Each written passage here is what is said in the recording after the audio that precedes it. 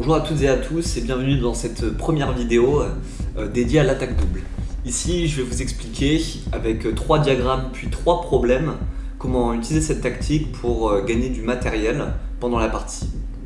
Alors ici, j'ai un cavalier au centre de l'échiquier et je vais regarder si je peux le déplacer de manière à attaquer 2 pièces simultanément, 2 pièces des noirs.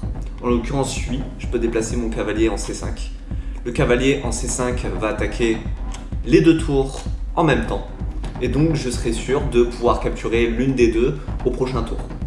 Alors ici ça fonctionne parce que évidemment la case C5 n'est pas gardée par l'adversaire. Donc je peux y aller. On fait cavalier C5. Alors évidemment l'adversaire peut faire une manœuvre pour récupérer le cavalier derrière. Par exemple tour A7.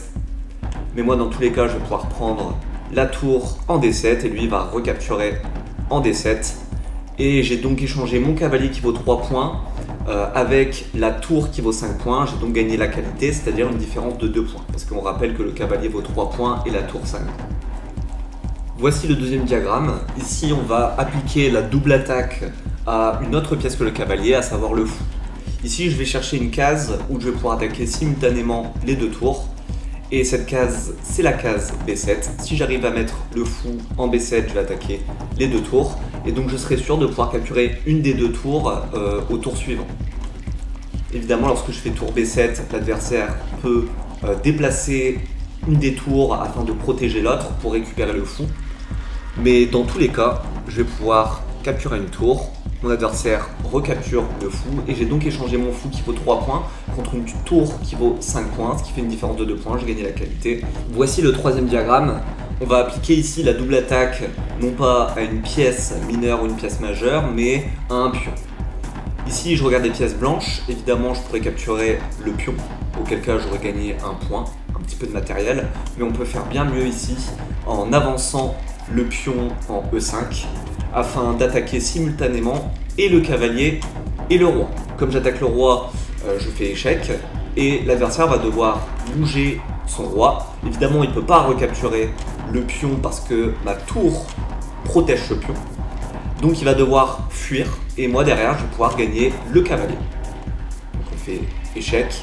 Ici, par exemple, le roi va se déplacer en, on va dire, D7.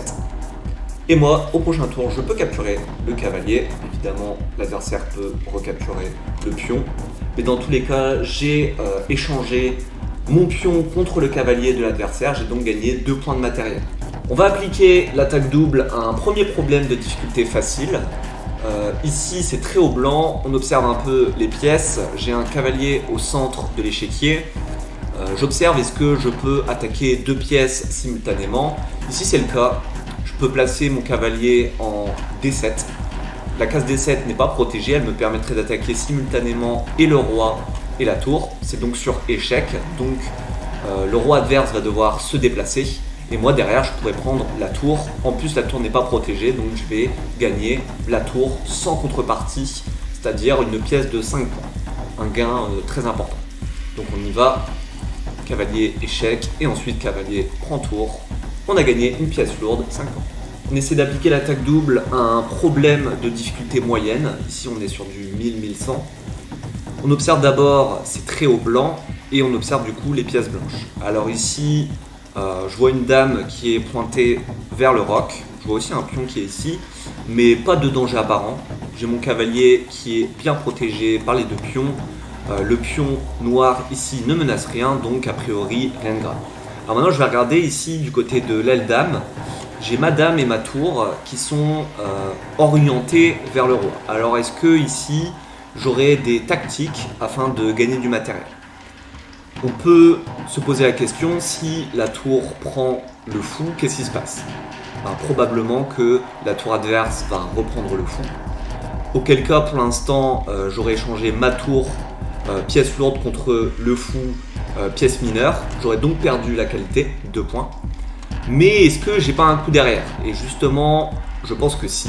Lorsque je vais faire tour prend fou, tour prend tour, en fait je vais avoir dame échec en C7 qui va attaquer simultanément et le roi et la tour.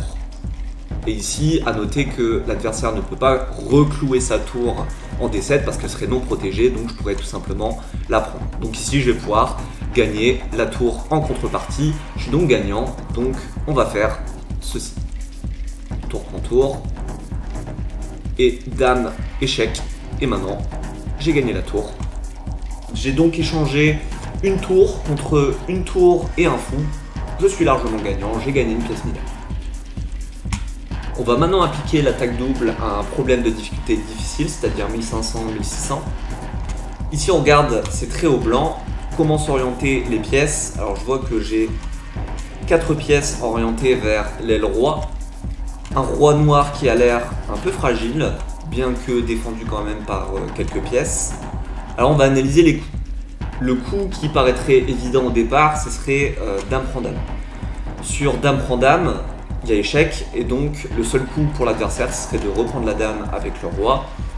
J'aurais juste échangé au final ma dame contre sa dame, j'ai rien gagné, donc ça paraît pas intéressant. Alors évidemment, si je fais dame prend dame, roi prend dame, j'ai peut-être cavalier échec, sauf que cavalier échec, c'est pas intéressant, au pire, il peut déplacer son roi ou même reprendre, mais j'ai tout reprend et j'ai rien gagné. Donc dame prend dame ne paraît pas intéressant. Alors ce qu'on peut analyser aussi, ce serait peut-être qu'est-ce qui se passe si je fais tour prend cavalier, sauf que sur tour prend cavalier, il y aurait juste tour prend tour, ou alors même dame prend tour, et j'ai échangé ma tour qui est une pièce lourde, 5 points, contre une pièce mineure, le cavalier, qui vaut 3 points, je suis donc perdant, donc c'est pas intéressant. Alors il reste un coup à observer, ce serait cavalier G6. Cavalier G6 c'est intéressant parce qu'il fait justement une double attaque. Il va attaquer le roi, il va donc faire échec et il va attaquer en plus la tour. Alors sur cavalier G6, que peut faire l'adversaire? Tout d'abord, reprendre le cavalier de la dame, auquel cas il gagne ma pièce mineure. Mais moi, qu'est-ce que j'ai derrière? J'aurai dame prend tour parce que la tour n'est pas protégée. Donc là, a priori, en plus c'est sur échec, j'échangerai au final mon cavalier pièce mineure contre la tour qui est une pièce lourde qui vaut 5 points, j'ai donc gagné la qualité. L'adversaire sur ça, il serait obligé pour parer l'échec soit de clouer le cavalier, soit de clouer la dame. Donc, a priori, je gagne la qualité, donc ça paraît intéressant. Alors maintenant, on peut aussi se poser la question, qu'est-ce que l'adversaire fait si, lorsque je fais cavalier G6, il déplace simplement le roi? Et sur roi se déplace en G8, je peux faire dame prend dame, échec, et donc l'adversaire serait forcé, pour parer l'échec, de reprendre la dame du roi. Sauf que moi, derrière, avec mon cavalier qui est en G6, je peux capturer la tour qui vaut 5 points. Alors évidemment, il pourrait recapturer le cavalier à l'aide du roi, auquel cas j'ai juste gagné la qualité, mais derrière, j'aurai tour prend cavalier qui gagne une pièce mineure 3 points. J'ai donc gagné non seulement la qualité, mais aussi une pièce. Donc je suis largement gagnant. Donc il paraît que cavalier G6 est le coup gagnant ici pour les blancs. Donc on va le faire. Cavalier échec. Donc là il décide de déplacer son roi. Je vais donc faire dame prend dame, comme on a calculé. Et ensuite cavalier prend tour. Voilà pour cette série de problèmes sur l'attaque double. J'espère que vous avez apprécié. Je vous donne rendez-vous pour une future vidéo sur une autre tactique. Soyez au rendez-vous. Au revoir.